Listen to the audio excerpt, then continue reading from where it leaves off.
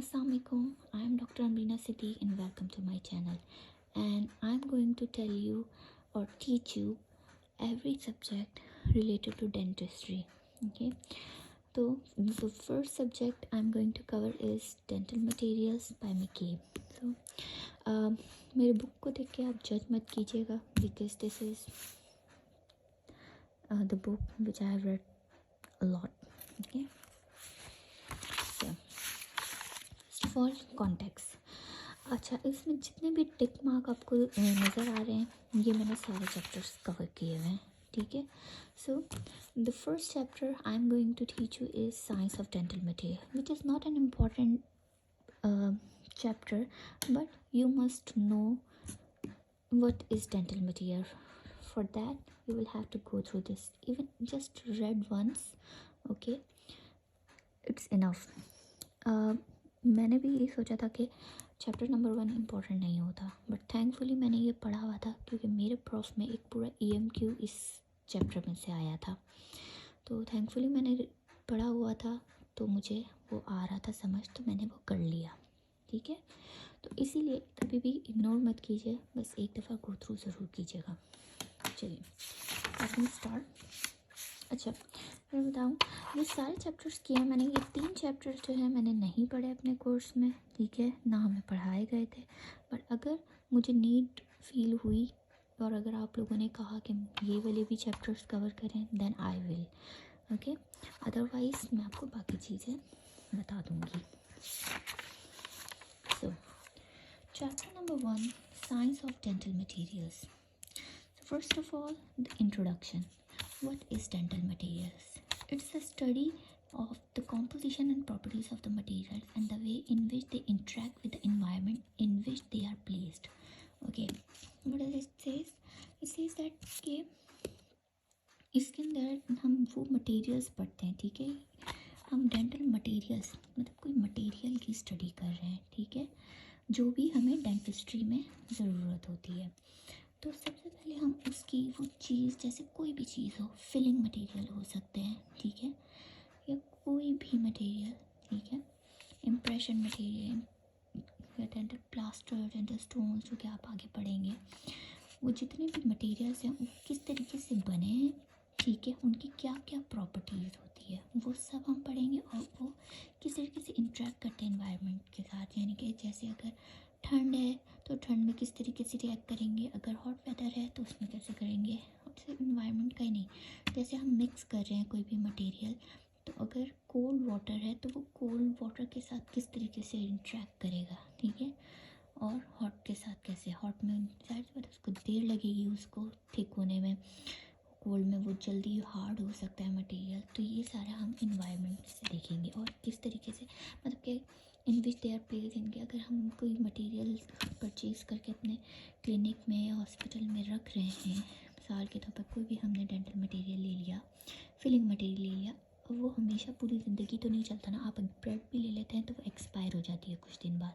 तो इसी वजह से जो भी मटेरियल ले रहे हैं वो जिस इन्वायरमेंट में रखा हुआ है उसको हमें फ्रिज में तो नहीं रखना, हमें उसे बाहर रखना है, धूप में तो नहीं है, वो डायरेक्ट लाइट एक्सपोज तो नहीं हो रही. वो सारी चीज़ें हमने देखनी होती है. तो यही है इसका इंट्रोडक्शन. हमने वो सारे डेंटल मटेरियल्स पढ़ने हैं और वो किस तरीके से इंटरेक्ट करते हैं एनवायरनमेंट के साथ, और उनकी कॉम्पोजिशन और प्रॉपर्टीज़, ये सब पढ़ना है हमें. ठीक है, अब आगे क्या है, रिजिड पॉलीमर्स. अच्छा, ये सारे डेंटल मटेरियल्स हैं जिनको हम गो थ्रू करेंगे. ठीक है, rigid polymers, elastomers, metals, alloys, ceramic, inorganic salt and composite materials are all commonly encountered. Okay, तब ये सारी चीज़ें क्या क्या हैं, ये तो हमने एक टर्म्स पढ़ ली. ठीक है, अब ये फर्दर क्या चीज़ें हैं वो हम पढ़ते हैं फिगर 1 में. तो सबसे पहले सिरेमिक्स. सिरेमिक्स के अंदर क्या क्या आता है डेंटिस्ट्री में, पोर्सलिन क्राउन्स आ जाते हैं. ठीक है, जो भी हम क्राउन्स लगाते हैं सिरेमिक के. ठीक है, फिर है metal and alloys. Metals dentistry में कहाँ यूज़ होते हैं, मेटल के जैसे डेंचर जो लगाते हैं उसके कंपोनेंट्स होते हैं, उसके कंपोनेंट्स में वायर्स इंक्लूडेड होती हैं और कास्ट रेस्टोरेशंस. यानी कि हो सकता है कि सिरेमिक के क्राउन ना लगे हों, मेटल के क्राउन्स भी हमारे मुंह में प्लेस होते हैं, तो वो भी उन मेटल्स और अलॉयस में आ जाते हैं। फिर है पॉलीमर्स। पॉलीमर्स जो है डेंचर की बेस बनाने के, जो पिंक रंग का आपको मटेरियल नज़र आ रहा होता है वो होता है, ठीक है। डेंचर बेस बनाने के लिए होता है और डायरेक्ट फिलिंग मटेरियल्स में भी इस्तेमाल होता है। Polymer composites. कॉम्पोजिट जो है वो फिलिंग मटेरियल्स हैं, ठीक है, जो कैविटी प्रेप करके उसके बाद लगाते हैं, ठीक। बहुत सारे पॉलीमर्स हैं, तो ये डेंचर में भी यूज़ होते हैं, डायरेक्ट फिलिंग मटेरियल्स में भी यूज़ होते हैं। फिर है इलास्टोमर्स। इलास्टोमर्स जो है इम्प्रेशन मटेरियल्स हैं, ठीक है, जैसे हम इम्प्रेशन लेते हैं हमारे टूथ का। फिर है इनऑर्गेनिक सॉल्ट्स। अब सॉल्ट्स वो सॉल्ट नहीं है जो हम किचन में यूज़ करते हैं। इस इनऑर्गेनिक सॉल्ट्स के अंदर आ जाते हैं डेंटल सीमेंट्स या जिप्सम प्रोडक्ट्स, ठीक है। डेंटल सीमेंट्स क्या होते हैं, वो क्राउन जो हम लगाते हैं उसको सीमेंट यानी कि उसको जोड़ने के लिए होता है हमारे दांत के साथ, ठीक है। तो ये वो वाला सीमेंट है, ठीक है। तो ये सारी चीज़ें इन सबको हम अलग अलग से पढ़ेंगे और इनकी प्रॉपर्टीज़ और ये क्या क्या कॉम्पोजिशन है ये सब हमने पढ़ना है आगे इनका इंडिविजुअल चैप्टर में। Come further now, the normal temperature variant in the oral cavity lies between 32 degrees centigrade and 37 degrees centigrade, whether the mouth is open or closed। अच्छा, अब ये हमारा नॉर्मल बॉडी टेम्परेचर है, सही है, हमारे माउथ का टेम्परेचर है जो कि 32 से 37 होता है, ठीक है। और द एसिडिटी और alkalinity of the fluid in the oral cavity, तो पीएच। अब पीएच की बात की, ये टेम्परेचर है नॉर्मल हमारा और पीएच है 4 to 8.5, तो ये रेंज है, सही। और आगे देखिए तो यहाँ पर है कि अगर हम कोई भी एसिडिक जूस या कोई मेडिकेशंस ले लें अल्कलीन, तो वो पीएच ऊपर नीचे जा सकता है, ठीक है, 2 to 11 तक जा सकता है, सही है। Now the selection of the dental materials,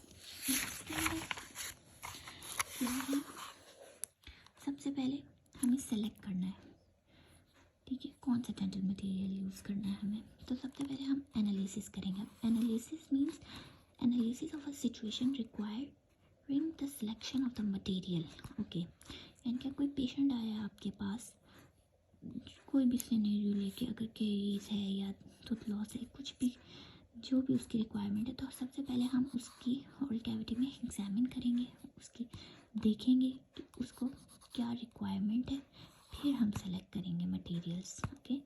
example यहाँ पे दी हुई है, ठीक है। When considering the selection of the filling material, it is important whether the restoration to be placed in the area of high stress. Will it be visible when the patient smile? Okay, cavity deep or the shallow? Okay, ये सारी चीज़ें हमें देखनी है। अगर patient आया है कोई, अगर उसको फिलिंग मटेरियल की ज़रूरत है, उसको केरीज है, तो हम देखेंगे वो केरीज कहाँ पर है, पीछे वाले दांतों पे तो नहीं है या आगे वाले दांतों पे तो नहीं है। अगर पीछे वाले दांतों पे है तो उसके लिए दूसरे फिलिंग मटेरियल्स जिसके लिए ज़्यादा वो स्ट्रेस बेयर कर सके, क्योंकि हमें पीछे के दांतों से खाना होता है, चबाना होता है, तो ज़्यादा फोर्सेस लगती हैं, तो हमें एक ऐसा मटेरियल चाहिए जो ज़्यादा स्ट्रेसेस में भी बेयर कर सके, ठीक है, निकल ना जाए फिलिंग। या आगे है तो आगे अगर है तो उसकी एस्थेटिक अच्छी होनी चाहिए कि वो दिखता अच्छा हो, सही है। ये नहीं कि हमने कुछ ज़्यादा ही मेटल की नहीं लगाएंगे आगे, वैसे बाद अमलगम की फिलिंग होती है तो वो आगे नहीं कर सकते, GIC आगे नहीं कर सकते, ठीक है। ये भी सारे मटेरियल्स हैं और हमें जो भी आगे लगानी है उसका हमें कलर भी देखना है कि हमारी विजिबिलिटी सही हो, पेशेंट की एस्थेटिक ना ख़राब हो। तो ये हमें सब चीज़ें सिचुएशन देखनी है, एनालाइज करनी है, फिर हमें सेलेक्ट करना है मटेरियल। और requirement, it is possible to develop a list of requirement of a material. अच्छा, अब आपके पास बहुत सारे ऑप्शंस भी होते हैं, ठीक है, कि हमें कौन से मटेरियल यूज़ करने हैं, तो आपके पास बहुत सारे होते हैं, ठीक। तो हमने सिचुएशन के लिहाज से फिर देखना है कि कौन सा मटेरियल हमें नीड है, फिर वो यूज़ करेंगे। नाउ द अवेलेबल मटेरियल, हमें पता चल गया सिचुएशन का क्या क्या चीज़ें हमें ज़रूरत है वहाँ पर, ठीक है। अब हमें देखना है कि हमारे पास कौन कौन से मटेरियल अवेलेबल है। कंसिडरेशन ऑफ अवेलेबल मटेरियल है, properties and how this compare with the requirement, ठीक है। जो प्रेजेंट है हमारे क्लिनिक में, हॉस्पिटल्स में, तो हम वो देखेंगे कौन से अवेलेबल है, फिर वही हम लगाएंगे, ठीक है। ये देखेंगे dentist faced with immediate problem of restoring the tooth of the patient in his surgery must choose from those material on the hand at the time, ठीक है। इनके अगर कोई इमीडिएट प्रॉब्लम आ गई, कोई इमरजेंसी में पेशेंट आ गया जिसको उसको रिस्टोर करना है, तो अब हम सारी चीज़ें नहीं देखेंगे। अब उस वक्त एट द टाइम जो भी उसके पास होगा वो उसी चीज़ों से, उन्हीं अवेलेबल मटेरियल से उस दांत को रिस्टोर कर देगा, ठीक है। तो ये है कि मटेरियल आपके पास क्या अवेलेबल है उस time, the choice of material.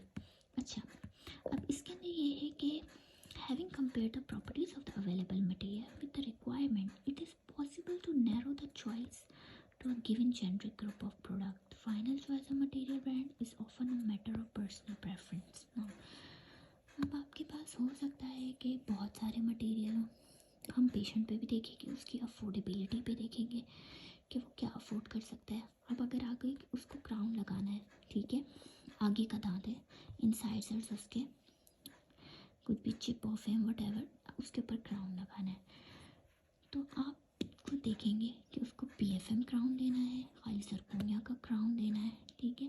Patient क्या अफोर्ड कर सकता है, अगर वो PFM कर सकता है तो हम वो करेंगे, ठीक है। तो हमें फाइनल चॉइस आपकी है। अगर आपको सरकोनिया लगाना है आप चूज़ तो कर सकते हैं, लेकिन आपको पेशेंट का भी देखना है, ठीक है। और जैसे पीछे अगर मोलर्स की है तो आपको कौन सा मटेरियल यूज़ करना है, ठीक है। तो चॉइस आपके पास है। और जैसे अगर आपको फिलिंग मटेरियल लगाना है वहाँ पे, तो बहुत सारे फिलिंग मटेरियल्स होते हैं, डिफरेंट ब्रांड्स के होते हैं। तो अब ये आपकी चॉइस है कि आपको कौन सा वाला मटेरियल यूज़ करना है वहाँ पर। So this is the thing जो हमने सारी अभी तक पढ़ी है। सबसे पहले पेशेंट आएगा, उसको डायग्नोस किया, उसकी सिचुएशन को एनालिस किया, ठीक है। फिर हम देखेंगे अब उस सिचुएशन के लिहाज से क्या क्या रिक्वायरमेंट्स हैं, वहाँ पर क्या क्या चीज़ें चाहिए। फिर देखेंगे अवेलेबल मटेरियल्स उस वक्त हमारे पास क्या हैं, क्योंकि हमें उन्हीं में से ही उन्हीं चीज़ों को इस्तेमाल करके उसकी रिक्वायरमेंट्स पूरी करनी है। Then we will compare the requirements and available material. जो हमारे पास चीज़ें पड़ी हुई हैं, क्या वो सिचुएशन की रिक्वायरमेंट से मैच कर रही हैं कि नहीं, की प्रॉपर्टीज़ देखेंगे। फिर उस प्रोडक्ट को सेलेक्ट करेंगे और फिर लगा देंगे, फिर देखेंगे, उसको रिव्यू करेंगे कि ठीक लगी है कि नहीं है। तो ये था। Now the last thing is evaluation of material. किस तरीके से हमें चेक करते हैं कोई भी मटेरियल को। As a number of available product increase in becoming more important for the dentist to be protected from unsuitable product और मटेरियल्स। ओके, जैसे कि पहले कहा था, यहाँ कि चॉइस ऑफ मटेरियल डेंटिस्ट के ऊपर होती है कि हमें क्या प्रोडक्ट लगाना है। तो अब यहाँ पे वही है कि दिन ब दिन बहुत सारी चीज़ें बढ़ गई हैं, बहुत सारे प्रोडक्ट्स नए नए आ चुके हैं। तो वो अब हमें खुद अपनी प्रैक्टिस से, एक्सपीरियंस से हमें देखना है क्या प्रोडक्ट सूटेबल है, क्या नहीं है, ठीक है ना। टेस्ट कैसे करेंगे, एक तो स्टैंडर्ड स्पेसिफिकेशन है, लेबॉर्ट्री इवैल्यूएशन है और क्लिनिकल ट्रायल्स है।